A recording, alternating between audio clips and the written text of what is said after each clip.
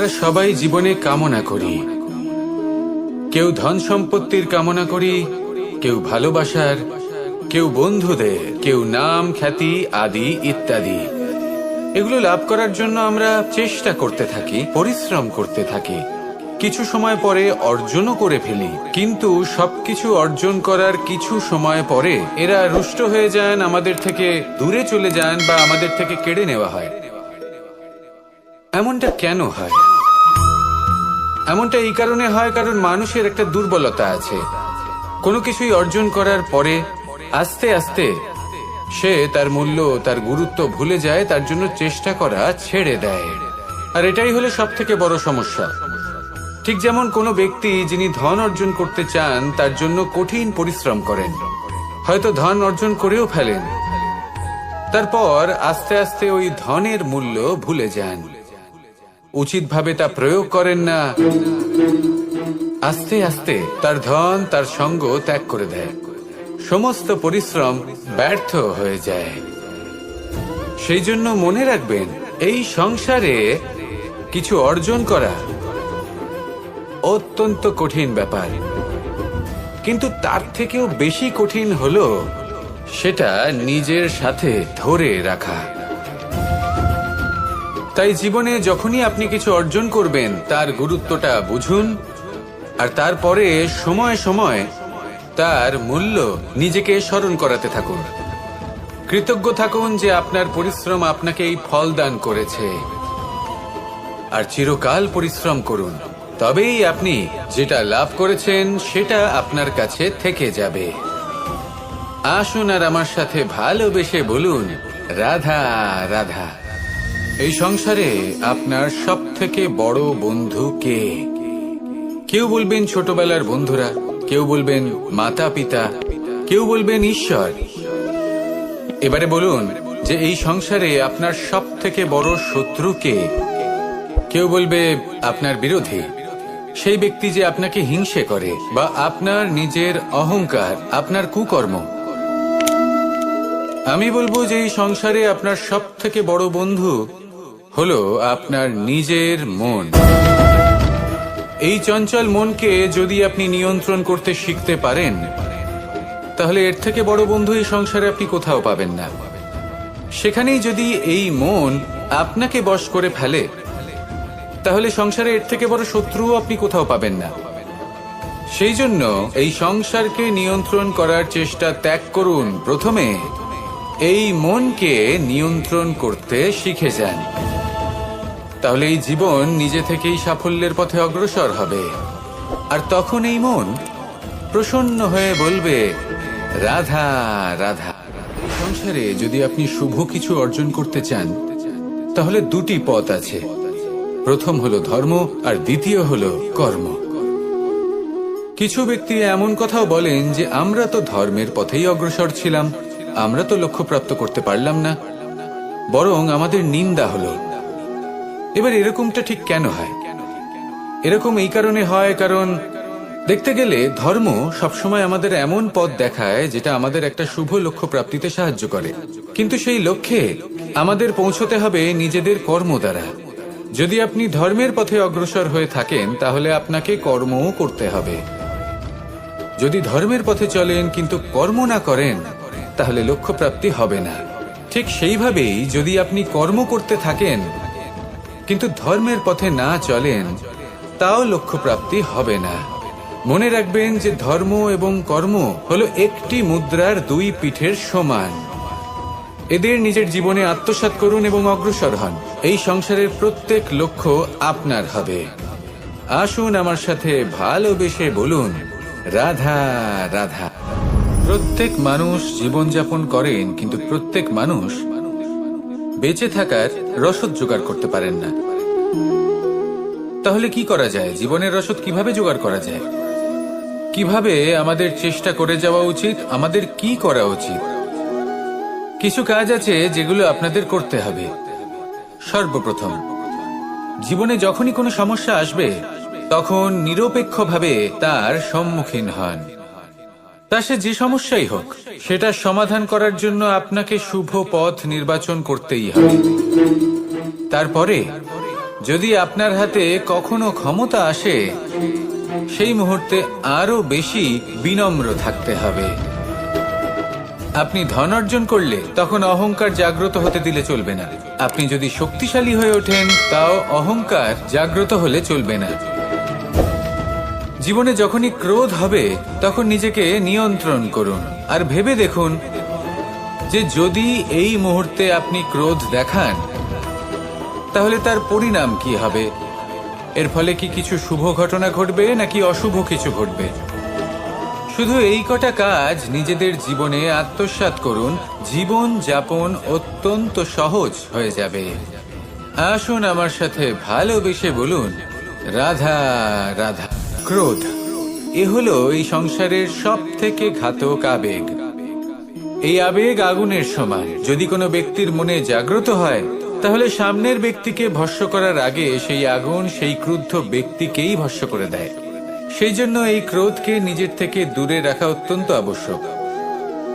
কিন্তু তার অর্থ এটা নয় যে সেই রাগের কোনো মূল্য নেই।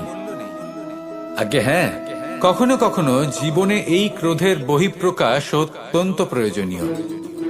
যেমন একজন ব্যক্তি, তিনি অপরাধ করেই চলেছেন, আপনি তাকে সুযোগ দিচ্ছেন কিন্তু সে কথা শুনছে না। সে এই বিভ্রান্তি নিয়ে জীবন অতিবাহিত করছে যে সে যেটা করছে সেটাই হলো উচিত, আর এটাই ভেবে সে অধর্মের পথে অগ্রসর হচ্ছে।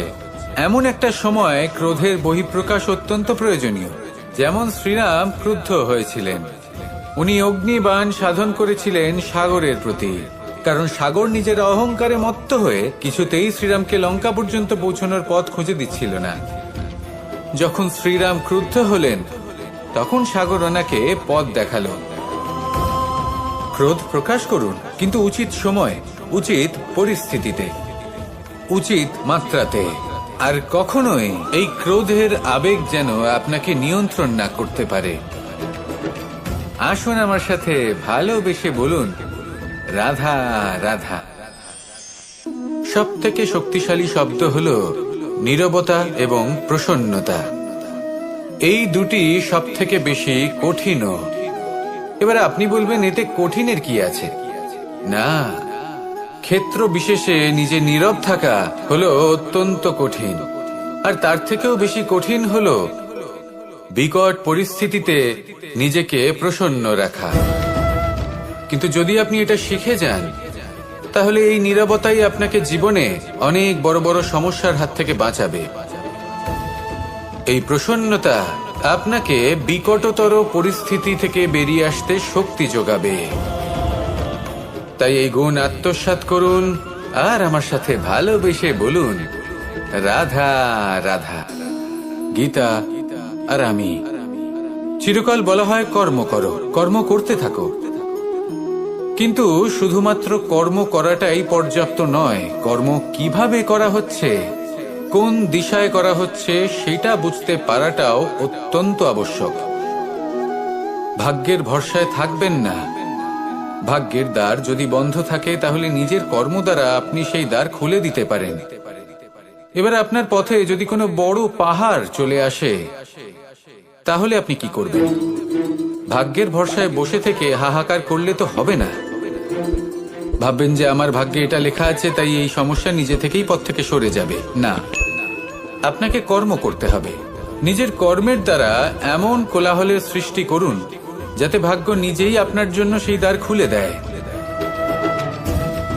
কর্মের কোলাহল কিছুটা এমন হওয়া উচিত যে সেই বাধা যেন আপনার কোলাহল শুনে নিজে থেকেই আপনার পথ থেকে সরে যায়। কর্ম করুন, কিন্তু এটা ভেবে কর্ম করুন যে কিভাবে আপনি কর্ম করছেন, কোন দিশাতে আপনি কর্ম করছেন। দিশাহীনভাবে আপনি যতই কর্ম করুন না কেন, কোনো লাভ হবে না। কখনো সৌভাগ্য লাভ করতে পারবেন না। কর্ম করুন, বুঝে শুনে করুন আর আমার সাথে ভালোবেসে বলুন, রাধা রাধা। জীবনে যখনই আমরা কোনো বিশেষ মানুষের সাথে পরিচিত হই, তখন তার ব্যক্তিত্বের বিষয়ে আমাদের একটি নিজস্ব দৃষ্টিভঙ্গি তৈরি হয়। তা সে ভালো হোক বা মন্দ, আমরা নিজেদের দৃষ্টিভঙ্গি, নিজেদের ধারণা বানিয়ে ফেলি। কিন্তু আপনি কি নিশ্চিত রূপে বলতে পারেন যে এই যে আপনার দৃষ্টিভঙ্গি, সেটাই সেই ব্যক্তির পূর্ণ সত্য, সেই ব্যক্তি সত্যিই সেরকমই? না, আপনি সেরকম বলতে পারেন না, কারণ যে কোনো মানুষের একটি চরিত্র, একটি ব্যক্তিত্ব অনেক বছর ধরে তৈরি হয়, অসংখ্য অভিজ্ঞতা লাভ করার পরে তৈরি হয়। আপনি একদিনে বুঝতে পারবেন না যে সেই ব্যক্তি কেমন। এই ভুলটাই বেশিরভাগ মানুষ করে ফেলেন। কিন্তু যদি সত্যি কোনো মানুষকে বুঝতে চান, তাহলে একটু সময় দেওয়া খুব প্রয়োজন। সবার আগে প্রথম আলাপে সেই ব্যক্তি তো এটাই বোঝাবে যে সে কতটা শ্রেষ্ঠ, কিন্তু সে কতটা গুণী বা কতটা অপগুণী, এটা বোঝার জন্য আপনাকে সেই ব্যক্তির কাছাকাছি থাকতে হবে। তিনি কতটা অহংকারী বা কতটা সজ্জন, সেটা বোঝার জন্য আপনাকে সেই ব্যক্তিকে সম্মান দিয়ে দেখতে হবে। সেই ব্যক্তি কতটা লোভী বা কতটা সরল, সেটা বোঝার জন্য তাকে ধন দিয়ে দেখতে হবে। সেই ব্যক্তির কতগুলো খারাপ গুণ আছে, সেটা বোঝার জন্য সেই ব্যক্তিকে স্বাধীনতা দিয়ে দেখতে হবে। তবেই তাকে আপনি বুঝতে পারবেন। যে কোনো মানুষকে বোঝা, তার ব্যক্তিত্ব বুঝে ওঠা এতটা সহজ কাজ নয়। যতক্ষণ কোনো ব্যক্তির ব্যক্তিত্ব সম্পর্কে স্পষ্ট ধারণা না হয়, ততক্ষণ সেই ব্যক্তির সাথে সম্পর্কে অগ্রসর হওয়া উচিত হবে না। আসুন আমার সাথে ভালোবেসে বলুন, রাধা রাধা। আমরা সবাই জীবন সুখ আর শান্তিপূর্বক অতিবাহিত করতে চাই। আমরা সবাই এটাই চাই যে আমরা সবাই স্বাধীন থাকব, আর এই স্বাধীনভাবেই আমরা জীবনে অগ্রসর হব। আর যখন কোনো ব্যক্তি আমাদের এইসব কিছু করতে বাধা দেন, তখন আমরা তার উপর রুষ্ট হই। কিন্তু সত্যিটা ঠিক এর বিপরীত। কখনো কখনো এই ব্যক্তি অজান্তেই আমাদের এটা ভাবতে বাধ্য করে দেয় যে আমরা যেটা করছি সেটা কোথাও অনুচিত নয়। তো জীবনে অগ্রসর হতে হতে, সুখ খুঁজতে খুঁজতে, স্বাধীনতা খুঁজতে খুঁজতে আমরা অনুচিত কিছু করছি না তো?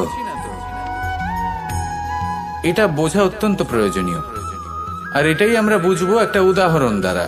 কখনো কোনো উপবনে যাবেন আর গিয়ে ওখানকার মালিকে দেখবেন কি করে।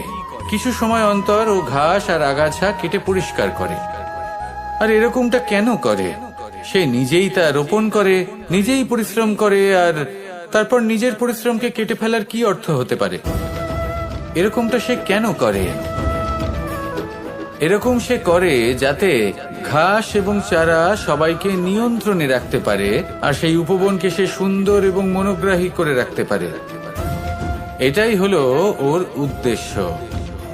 এবার ভাবুন যে সেই ব্যক্তি আপনার জীবনে সেই কাজটাই করছে। আপনার জীবনে সে মালি হয়ে আসে, আর কোনো শুল্ক ছাড়াই আপনাকে সে আরো উত্তম ব্যক্তি করে তুলছে।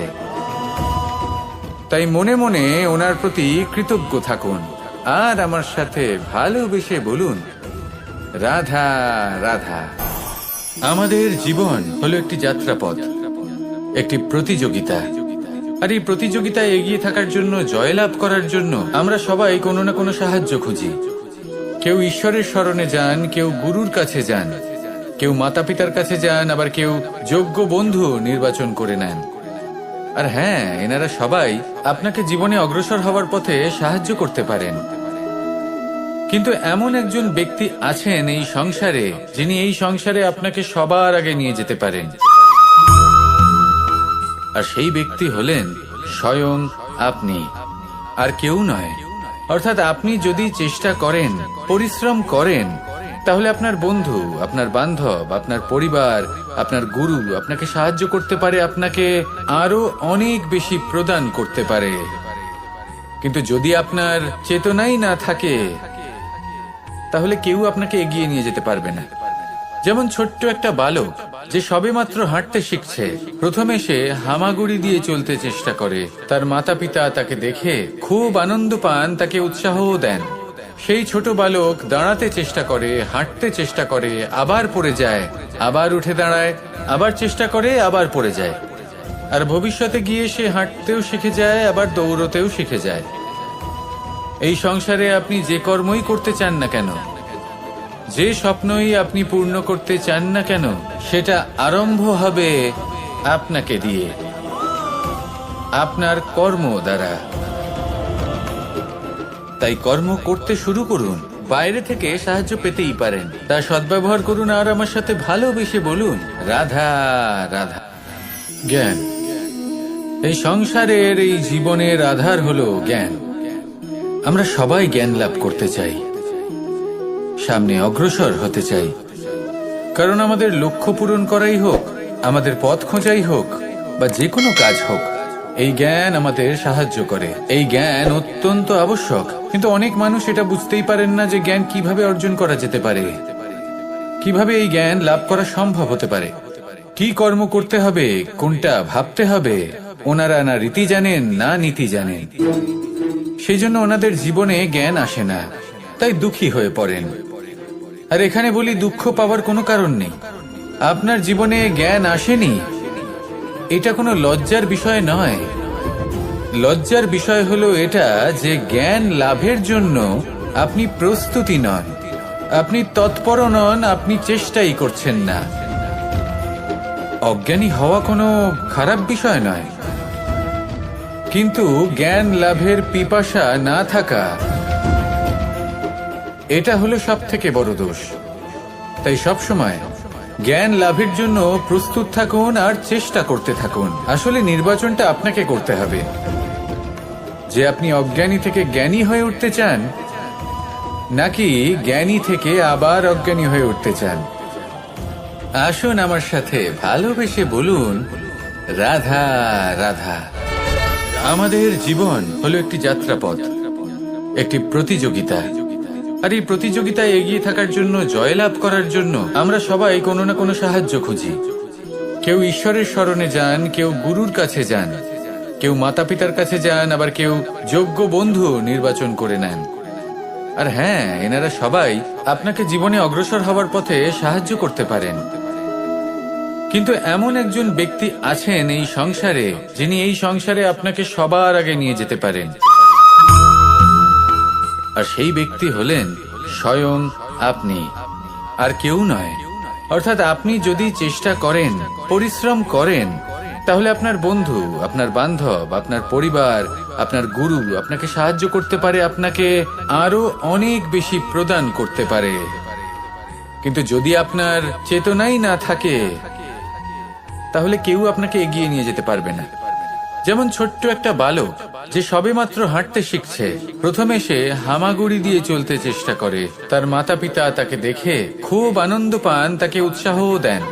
সেই ছোট বালক দাঁড়াতে চেষ্টা করে, হাঁটতে চেষ্টা করে, আবার পড়ে যায়, আবার উঠে দাঁড়ায়, আবার চেষ্টা করে, আবার পড়ে যায়। আর ভবিষ্যতে গিয়ে সে হাঁটতেও শিখে যায়, আবার দৌড়তেও শিখে যায়। এই সংসারে আপনি যে কর্মই করতে চান না কেন, যে স্বপ্নই আপনি পূর্ণ করতে চান না কেন, সেটা আরম্ভ হবে আপনাকে দিয়ে, আপনার কর্ম দ্বারা। তাই কর্ম করতে শুরু করুন। বাইরে থেকে সাহায্য পেতেই পারেন, তা সদ্ব্যবহার করুন। আর আমার সাথে ভালোবেসে বলুন, রাধা রাধা। গঙ্গা ভারতের সবথেকে শক্তিশালী নদী, এমন একটি নদী যে নিজেই হলো একটি ইতিহাস। কিন্তু কখনো ভেবেছেন যে এই গঙ্গা নদীর প্রবাহ যখন গঙ্গোত্রী থেকে শুরু হয়, তখন তার উৎপত্তি কিভাবে হয়? হিমবাহ যখন গলে যায়, তখন একটি ফোঁটার জন্ম হয়। সেই ফোঁটাগুলোর সাথে আরো কিছু ফোঁটা যুক্ত হয়, তারপরে একটি ছোট ধারা উৎপন্ন হয়, সেটা বইতে থাকে। এর পরবর্তীতে আরো অনেক ধারা আরো অনেক ফোঁটার সাথে যুক্ত হয়ে যায়, আর অবশেষে একটা মহান বিশাল ধারা জন্ম নেয়, যাকে আমরা মহানদী গঙ্গা বলি। সেই জন্য এই কথা বলা হয়েছে যে একটি পাথর দিয়ে প্রাচীর বানানো যায় না। মহানদী গঙ্গা আসলে কি, যদি ভালোভাবে ভেবে দেখেন, তবে এ হলো অগুন্তি জলের ফোঁটার মিশ্রণ, যেটা আরম্ভ হয় একটি ফোঁটা দ্বারা। একটি ফোঁটা যা এদের সকলকে নিজের অন্তরে সমাহিত করে নেয় এবং এমন একটি যাত্রা শুরু করে যা পরবর্তীতে মহানদী গঙ্গার রূপ ধারণ করে। এর থেকে আমরা কি শিক্ষা পাই? এটাই যে জীবনে শুধুমাত্র পরিশ্রম এবং সমস্যার সম্মুখীন হওয়াটাই পর্যাপ্ত নয়, সেটা তো সকলকেই করতে হয়। প্রয়োজন হলো সারল্য। সারল্য দ্বারা সবাইকে নিজের অন্তরে সমাহিত করে নিতে হবে, তাদের সাথে চলতে হবে, অনেককে এক করে তুলতে হবে।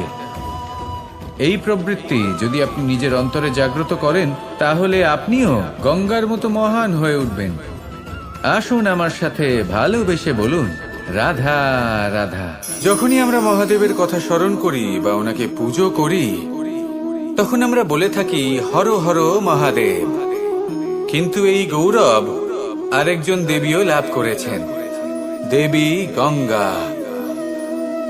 যখন আমরা গঙ্গা নদীতে প্রবেশ করি, সেই জলকে হাতে নিয়ে আমরা বলি হর হর গঙ্গা। ভেবে দেখুন, ভারতে এবং এই সংসারে এত সংখ্যক নদী রয়েছে, কিন্তু এই গৌরব, এই সম্মান, এই মহানুভবতা শুধুমাত্র দেবী গঙ্গাই লাভ করেছেন। এমন কেন? কারণ দেবী গঙ্গা যে স্থান থেকে প্রবাহিত হতে শুরু করেন, সেই স্থান থেকেই এই সংসারের সিঞ্চন শুরু হয়ে থাকে। নিজের সঞ্জীবনী শক্তি দ্বারা উনি এই সংসারের মঙ্গল করেন। মানুষের অন্তরের সেই পাপ, নেতিবাচক বোধ, সেই মালিন্য উনি নিজের অন্তরে সমাহিত করেন, সেই মানুষের শুদ্ধিকরণ করেন, আর তার বদলে কিছুই চান না। ঠিক সেভাবেই আমাদের জীবনে এমন কিছু মানুষ আছেন, যদি আমরা তাদের সাহায্য করতে পারি, বিপদ থেকে বেরিয়ে আসার জন্য তাদের প্রেরণা যোগাতে পারি, ওনাদের শক্তি প্রদান করতে পারি, ওনাদের দুঃখ ও যন্ত্রণা আমরা হরণ করতে পারি, আর তার বদলে কিছুই না চাই, তাহলে আমরাও মহান হওয়ার পথে অগ্রসর হয়ে যেতে পারি। হয়তো সেই দিন সকলে আমাদের জয় জয়কার নাও করতে পারেন, কিন্তু সেই দিন আমরা হর হর মহাদেব, হর হর গঙ্গা এই দুই কথার সার অবশ্যই বুঝতে পারবো। আসুন আর আমার সাথে ভালোবেসে বলুন রাধা রাধা। কর্ম, ধর্ম, জ্ঞান, এই 3 স্তরে অনেক মানুষ পৌঁছতে পারেন। অনেকে এই পরীক্ষা দিয়ে তাতে উত্তীর্ণ হয়ে যেতে পারেন, কিন্তু শিখরে পৌঁছে শাসন তিনিই করতে পারেন যার কাছে এই চতুর্থ গুণটিও থাকে, সমর্পণ। অত্যন্ত গুরুত্বপূর্ণ একটা গুণ এটা। এই সমর্পণ আসলে অত্যন্ত গুরুত্বপূর্ণ। পূর্ণ সমর্পণ দরকার নিজের লক্ষ্যের প্রতি, সমর্পণ নিজের কর্তব্যের প্রতি, সমর্পণ নিজের আত্মার থেকে নির্গত স্বরের প্রতি, সমর্পণ নিজের রথির প্রতি, অর্থাৎ আমার প্রতি। এবার এই পরীক্ষায় অত্যন্ত কঠিন এক বাঁক আসতে চলেছে, যেখানে সারথীকে সমর্পণের নিরিখে পরীক্ষা করা হবে, আর তাতে উত্তীর্ণ হওয়ার পরেই তার হাতে ধর্ম স্থাপনের রথের রাশ তুলে দেওয়া হবে। দেখা যাক কি হয়। ততক্ষণ আপনি প্রসন্ন থাকুন আর আমার সাথে ভালোবেসে বলুন রাধা রাধা। যখন একজন ভক্ত এবং তার ভগবান এক আকার ধারণ করেন, যখন একজন ভক্ত নিজের ভগবানের প্রতি, নিজের জীবনের লক্ষ্যের প্রতি সম্পূর্ণরূপে সমর্পিত হয়ে যান, তখন জন্মগ্রহণ করে ভক্তি। আর তখন সংসারের সমস্ত আশা তিনি ত্যাগ করতে পারেন। সমস্ত আশা শেষ হতে পারে, কিন্তু মানুষের সঙ্গ ভক্তি কখনো ত্যাগ করে না। যখন ভক্ত ও ভগবান এক আকার ধারণ করেন, এক হয়ে যান, তখন রথী এবং সারথীর মধ্যে কোনো পার্থক্য থাকে না। তারাও এক হয়ে যান। একটাই ব্যক্তিত্ব, একটাই অস্তিত্ব। আর সেই জন্যই কখনো কখনো রথীর আদেশ ছাড়াই সারথী রথ চালিয়ে দেন, আবার কখনো সারথীর পরামর্শ ছাড়াই রথী আক্রমণ করে ফেলেন। এ তো শুধুমাত্র আরো একটা গুণ সেই সারথীর মধ্যে, যিনি ধর্ম স্থাপনার মহান কাজে আমার সারথী হতে চলেছেন। তাহলে আসুন আমার সাথে ভালোবেসে বলুন রাধা রাধা। ভাগ করে নেওয়া বা বন্টন করা প্রত্যেক মানুষের জীবনে অবশ্যই হয়ে থাকে, আর অনেক সময় এটা জীবনে অতি আবশ্যক হয়ে পড়ে। কিন্তু ভাগ করার মনোকামনা তার থেকেও বেশি গুরুত্বপূর্ণ হলো যে কোন ঘটনার আধারে এই বাটোয়ারা হলো। অনেক সময় এই বাটোয়ারা হলো শান্তির প্রতীক, আবার অনেক সময় এই বাটোয়ারা বিপ্লব ঘটাতে পারে, এমন এক বিপ্লব যা মহাযুদ্ধ ঘটিয়ে দিতে পারে। দেখুন, বাটোয়ারা সম্পত্তির হোক বা হোক ভিক্ষার, শিক্ষা কিন্তু একটাই। জীবনে অনেক সময় বাটোয়ারা দরকার হতে পারে, কিন্তু যতদূর সম্ভব তা এড়িয়ে চলুন। একসাথে মিলে এগিয়ে চলুন। কারণ দেখুন, এই যে বাটোয়ারা ভাগ করে দেয়, আর সেখানেই একতা আপনাকে অগ্রসর করে। তাহলে আপনিও এটাই করুন, একসাথে মিলে সামনে এগোন, আর আমার সাথে ভালোবেসে বলুন, রাধা রাধা। আত্মীয় স্বজন কারা হন? তারাই যারা সুখে দুঃখে পাশে থাকেন, তারা যারা বিপদের সময়ে আপনার পাশে এসে দাঁড়ান। এবার দেখুন, একটা প্রশ্ন করব আপনাদের, সব থেকে ঘনিষ্ঠ, আবশ্যক এবং গুরুত্বপূর্ণ আত্মীয় কারা, বিশেষ করে বিপদের সময়? কেউ বলবেন মাতা, কেউ বলবেন পিতা, কেউ বলবেন ভাই বোন, ইত্যাদি ইত্যাদি। এবার ভাবুন, আপনি বড় হয়ে গেছেন, আপনি বাড়ি থেকে দূরে চলে গেছেন, পেট ভরানোর জন্য আপনাকে প্রত্যেকদিন চেষ্টা করতে হয়। এমন সময় যদি আপনার জীবনে বিপদ এসে পড়ে, তাহলে কখন আপনার খবর ওনাদের কাছে পৌঁছবে? কতক্ষণে ওনারা সাহায্য করতে আসতে পারবেন? এরকম এক সময় সব থেকে গুরুত্বপূর্ণ আত্মীয় হন আপনার প্রতিবেশী, কারণ তারাই সেই মুহূর্তে আপনার সব থেকে কাছে। আপনি কখনো পরীক্ষা করে দেখবেন, আপনার তার সাথে লক্ষ্য মতভেদ থাকলেও প্রতিবেশীকে কষ্টের মধ্যে দেখে সবার আগে সাহায্য করতে তারাই এগিয়ে আসেন। তাই প্রতিবেশীর সাথে সম্পর্ক ভালো রাখুন, শুধুমাত্র স্বার্থের জন্য নয়। এটা হলো শান্তিরও আধার। যদি এই সম্পর্ক ভালো থাকে, তাহলে না কথায় কথায় বিবাদ হবে, না মতান্তর। আর এই সুখী সম্পর্কের ছায়ায় মন প্রসন্ন হয়ে বলবে, রাধা রাধা। কখনো ভেবে দেখেছেন, মানুষকেই এই সংসারে সর্বশ্রেষ্ঠ প্রাণী কেন বলা হয়? অন্য কোনো প্রাণীকে কেন নয়? শুধু কি এই জন্যই আমরা চিন্তা করতে পারি, আমাদের কাছে তীক্ষ্ণ বুদ্ধি রয়েছে, কোনো কিছু আবিষ্কার করতে পারি, সেই কারণেই? তা তো অন্য কোনো প্রাণীর কাছেও থাকতে পারে।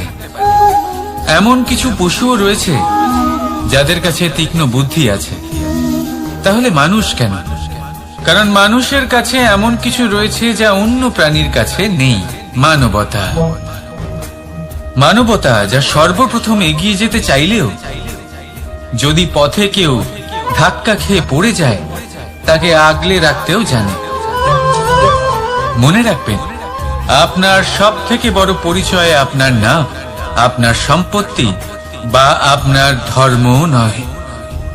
আপনার সব থেকে বড় পরিচয় হলো আপনার মানবতা।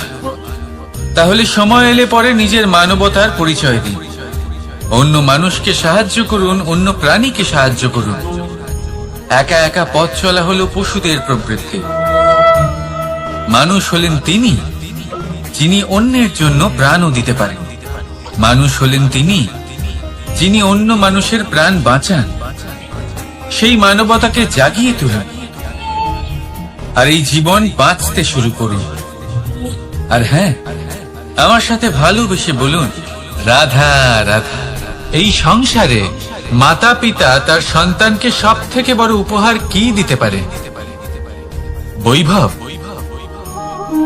সুযোগ সুবিধা, বাড়ি, নাকি আশেপাশের পরিবেশ? এই সংসারে মাতা পিতা তার সন্তানকে সব থেকে বড় উপহার শিক্ষা দিতে পারেন, কিন্তু তার জন্য সময়ের প্রয়োজন হয়। এবার এই সময় অত্যন্ত অদ্ভুত। সময়ের ধারণা সবার রয়েছে। কখনো কখনো কিছু কঠিন সময় বরদানের মতো আমাদের সম্মুখে আসে। এরকম কোন সমস্যার কথা যদি আমি বলি, যেমন যুদ্ধ, মহামারী, মহা অসুখ, এরকম সময় আমাদের কাছে যথেষ্ট সময় থাকে। এই সময় আমরা চিন্তা করি, ভয়ভীত হই, কে জানে কত সম্পত্তির ক্ষয়ক্ষতি হবে। এবার এই সময় কিভাবে কাটিয়ে ওঠা যায়? অশুভ চিন্তা তার মনের মধ্যে বাসা বাঁধে, সে বুঝতে পারে না সে কি করবে। আমি বলবো, চিন্তা ত্যাগ করুন, এই ভয়কে ত্যাগ করুন। আর মনে রাখুন একটা গুরুত্বপূর্ণ কথা, যে ঈশ্বর আপনাকে বরদান দিয়েছেন যাতে আপনি নিজের কর্তব্য পূর্ণ করতে পারেন। কর্তব্য, নিজের পরিবারকে সময় দেওয়া, নিজের সন্তানকে শিক্ষা দেওয়া, তাদের সাথে বসুন, কথাবার্তা বলুন, আলোচনা করুন। কিছু কথা তারা বলবে, কিছু আপনি বলবেন। কিছু আপনি শিখবেন, কিছু তারা শিখবে। তাদের সাথে খেলা করুন, তাদের সাথে পূর্বপুরুষের গল্প করুন। এইসব করলে তাতে না শুধু তাদের ভবিষ্যৎ উজ্জ্বল হবে, বরং আপনিও সন্তুষ্টি পাবেন। ভয়ভীত হবেন না। আজ বর্তমানে আপনি কি করতে পারেন যাতে আপনার বর্তমান সঠিক হবে এবং ভবিষ্যৎ উজ্জ্বল হবে, তাতে একাগ্র হন। সবকিছু শুভ হবে। রাধা রাধা। দাদা আমাকে সব সময় জিজ্ঞাসা করেন যে কানাই, তোমার এই মুখের হাসি, তোমার মুখে সব সময় কেন থাকে, কিভাবে থাকে? সামনে শত্রুপক্ষকে দেখেও ধৈর্য হারাও না। কেউ তোমার নিন্দে করলেও তার সাথে ঝগড়া করো না। কেউ তোমার বিষয় খারাপ ভাবলেও তাকে ঘৃণা করো না। কিভাবে আর কেন করো? আপনার মনেও নিশ্চয়ই এই প্রশ্ন আসে। এবারে বলি, এর উত্তর অত্যন্ত সরল। কখনো দেখেছেন গরু আর তার বাচ্চাকে কিভাবে সে তার মায়ের দুগ্ধ পান করে? সুখে থাকে, কারণ ও জানে যে ওর মা এই দুগ্ধরূপী অমৃত ওকে খাওয়াতেই থাকবে। ও জানে যে এই সময় শুধু ওর জন্য, যাতে ও নিজের মায়ের এই দুগ্ধরূপী প্রসাদ গ্রহণ করতে পারে, আর সেই জন্য ও সুখে থাকে। সেইভাবেই এই জীবন হলো ভালোবাসা। এতই ছোট হলো এই জীবন যে ভালোবাসার জন্য কম পড়ে যায়। ঘৃণা করে কেন সময় নষ্ট করব? আমি এটাই করি, আপনিও এটাই করুন। ভালোবাসুন, সবার মধ্যে ভালোবাসা ছড়ান, আর এই ভালোবাসার সাথেই বলুন রাধা রাধা। পরীক্ষা এমন একটা শব্দ যেটা শুনে সংসারের বেশিরভাগ মানুষই ভয়ভীত হয়ে পড়েন। কারণটা কি? অসফলতার ভয়। পরীক্ষা এই শব্দের যদি আমি অন্য দিকটা দেখাই, তার তাৎপর্য এই নয় যে আপনার দুর্বলতা সবার সামনে তুলে ধরবে। এটা তো হলো সেই যুক্তি যা আপনার বল, সাহস, শক্তিগুলি সবার সম্মুখে তুলে ধরবে। আগে হ্যাঁ, এটাই হলো সেই যুক্তি। আপনি নিজেই কখনো দেখবেন পরীক্ষার সময় আপনার অন্তরের অনেক গুণ বাইরে বেরিয়ে আসে। এমন কোন শক্তির উদ্ভব হয় যার বিষয়ে আপনি নিজেও জানতেন না, ঠিক কিনা? তাই এই পরীক্ষাকে কখনো ভয় পাবেন না। বিশ্বাসের সাথে নির্ভীক হয়ে এটার সম্মুখীন হন। দিনের শেষে এই পরীক্ষা শুধুই আপনাকে উজ্জ্বল করবে, আপনাকে আরো শ্রেষ্ঠ করে তুলবে। তাহলে আসুন আমার সাথে ভালোবেসে বলুন রাধা রাধা। ভগবান আর ভুল, এই দুই একই অক্ষর দিয়ে শুরু হয়। শুধু তাই নয়, এদের দুজনের রাশিও সমান। এবারে আপনারা বলবেন যে ভগবান, ভুল, এদের মধ্যে কিভাবে মিল থাকতে পারে? অনেক বড় মিল আছে। না শুধু এ এক অক্ষর দিয়ে শুরু হয়, বরং এদের বিজয় মন্ত্রটাও এক। ভগবানকে মানুন, তাকে বিশ্বাস করুন, তাকে স্বীকার করুন। এটা করলে মনের দৃষ্টি থেকে ভগবানকে দেখা যায়, আর উনি আপনাকে সমৃদ্ধ করে তোলেন। ভুলের সাথেও এটাই ঘটে। নিজের ভুল স্বয়ং মেনে নিলে, স্বীকার করে নিলে, সব কিছুই স্পষ্টভাবে দেখতে পাবেন। যেদিন থেকে আপনি নিজের ভুল মেনে নিতে শিখবেন, সেদিন থেকে সেই ভুল শোধরানোর প্রক্রিয়াও শুরু হয়ে যাবে। আপনি বুঝে যাবেন নিজের ভুল কিভাবে শোধরাতে হয়। তাই মনে রাখবেন, নিজেকে শ্রেষ্ঠ করে তোলার জন্য নিজের ভুল স্বীকার করা অত্যন্ত প্রয়োজনীয়। এই জীবনে শান্তি আনার জন্য ঈশ্বরকে মেনে নেওয়া অত্যন্ত প্রয়োজনীয়। সবসময় নিজের গুণ এবং নিজের দোষ মনে রাখবেন। আজীবন সুখী থাকবেন। রাধা রাধা। আমরা সবসময় চাই যে এই সংসার আমাদের জ্ঞানী বলবে, বুদ্ধিমান বলবে, বুঝদার বলবে, কিন্তু মূর্খ যেন কেউ না বলে। মূর্খ শব্দটা আমরা কেউ শুনতে চাই না। দূরে পালাতে থাকি। কিন্তু একটা সত্যি সবার কাছে অজানা, যে মূর্খ হওয়া হলো বুদ্ধিমান হওয়ার দিকে সর্বপ্রথম পদক্ষেপ। আপনি যত খুশি দিগ্গজ জ্ঞানী মানুষদের সাথে আলাপ করুন, যত ইচ্ছে কথা বলুন, যতই জ্ঞানের কথা আলোচনা করুন, অভিজ্ঞতা মূর্খ হবার পরেই পাওয়া যায়, তাই নয় কি? মূর্খ হবার পরে আপনি এটা বুঝতে পারবেন যে কি করা উচিত নয়। জ্ঞানী ব্যক্তি আপনাকে এটা বলবেন যে কি করা উচিত। আর এই সংসারে কি করা উচিত তার থেকেও অনেক বড় জ্ঞান হলো কি করা উচিত নয়। সেই জন্য সব সময় মনে রাখবেন, আপনার করা কিছু ভুল, আপনাকে যদি কেউ মূর্খ বানিয়ে থাকে, ছল চাতুরি করে থাকে, তাহলে কোনো ব্যাপার নয়। এটা শেষ পর্যন্ত আপনাকে আরো বুদ্ধিমান করে তুলবে। এই মুহূর্তে ধন্যাত্মক থাকুন। এই সংসার আপনাকে অবশ্যই জ্ঞানী বলবে। রাধা রাধা। আপনি কি কখনো একজন মালিকে একটা বাগানের যত্ন নিতে দেখেছেন? যদি কখনো একটা গাছে উই ধরে যায়, মালি তখন শুধু সেই গাছের নয়, সমস্ত বাগানের চিকিৎসা করায়। আপনারা হয়তো বলবেন, এ কেমন মূর্খতা? যখন উই একটা গাছে লেগেছে, সমস্ত বাগানের চিকিৎসা কেন করাতে হবে? এ তো অযথা পরিশ্রম করা। কিন্তু মালি খুব ভালো করে জানে যে উই হয়তো একটা গাছে লেগেছে, কিন্তু তা সমস্ত বাগানকে নাশ করে দিতে পারে। এবার মালির এই শিক্ষা, এই জ্ঞান অন্য অনেক জায়গাতে প্রযোজ্য।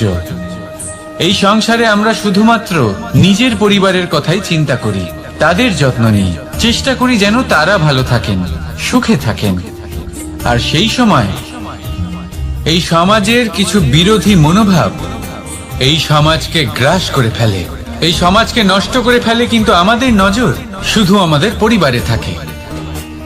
সেই জন্য যখন কথা ওঠে রাষ্ট্রের, দেশের, তখন তার জন্য সিদ্ধান্ত নিতে হবে, তখন তার জন্য ত্যাগ করতে হবে।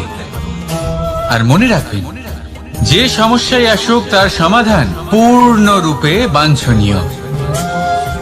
এই সংসারে প্রত্যেক ব্যক্তি যদি নিজের পরিবারেরও খেয়াল রাখেন এবং সমাজেরও খেয়াল রাখেন এবং সঠিকভাবে এই দেশেরও খেয়াল রাখেন, তবেই এই দেশ সম্পন্ন হতে পারবে।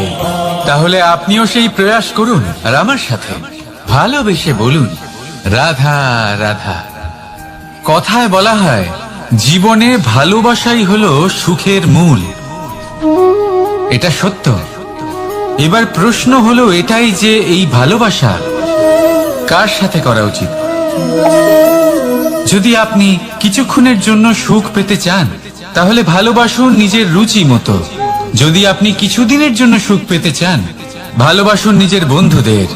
যদি আপনি কয়েক মাসের জন্য, কয়েক বছর বা অনেক বছরের জন্য সুখী হতে চান, তাহলে ভালোবাসুন নিজের পরিবারকে, মাতা পিতা, নিজের সন্তান, স্বামী স্ত্রী, নিজের আত্মীয়দের।